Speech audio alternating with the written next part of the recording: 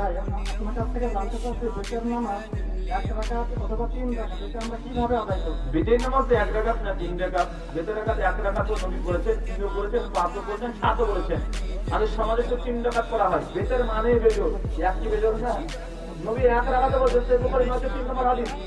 নবী 3 রাকাতে বলেছে, সহিহ বুখারী 1154 নম্বর হাদিস। নবী 5 রাকাত করেছে, তিরমিজি 248 নম্বর হাদিস। কত দলিল নেবে?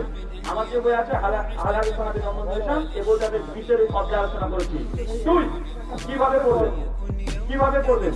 যদি 1 রাকাত বিশেষ পড়তে চান, আল্লাহু আকবার সানা সূরাতুল ফাতিহা অন্য একটি কিরাত। এরপর যদি কুনুত পড়তে চান তাহলে সঙ্গে সঙ্গে কুনুত পড়ে নেন। কথা বুঝতে পারলেন? তারপর রুকু করেন, রুকু থেকে উঠেন, সিজদায় চলে যান, দুরূদ আত্মীয়তা মাত্রা করে সালাম শেষ হয়ে গেল। যদি 3 রাকাত পড়তে চান, ডাইরেক্ট একটা 3 রাকাত। হাকিমের 1140 নম্বর হাদিস, মাস থেকে 2 বছর এর মধ্যে 2 বছর দেওয়া হয় না।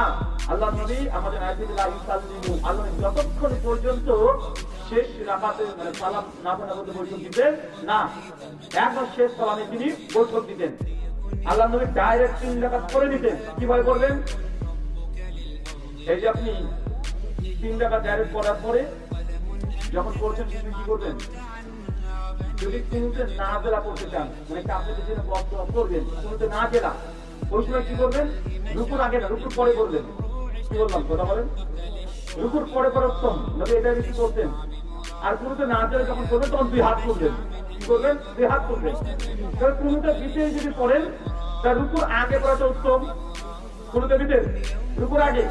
কুনুতে ভিতরের সময় হাত তোলার যে বর্ণনাগুলো এসেছে, আমার তাহাকি একটা হাতে সহিহ প্রমাণিত নয়। মানে কুনুতে ভিতরে সহিহ সনদে প্রমাণিত নয়। কুনুতে না চলে হাত তোলা প্রমাণিত। আমার বইটা আছে দেখেন, তাহাকে গুলো টেস্ট করেছি, ওদের সংগ্রহ করতে পারবেন। শুকরান।